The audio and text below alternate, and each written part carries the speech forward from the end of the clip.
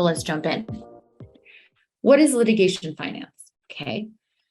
Litigation finance is when a third party, a non-party, invests money in litigation, usually for the purposes of advancing the claim in return for a share of the recovery. And there are, broadly speaking, two types of litigation finance: consumer and commercial. And this presentation will focus on the latter. And for those inquisitive minds, well, what is the difference? Okay, I will tell you. Glad you asked. The difference is that consumer tends to be for investments or loans of less than $100,000, and they are usually directed to plaintiffs, usually victims of injury, who require those funds in order to cover medical or living expenses during the pendency of their proceedings.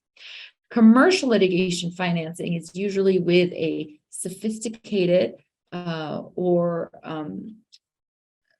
corporate plaintiff, or with a law firm or lawyer.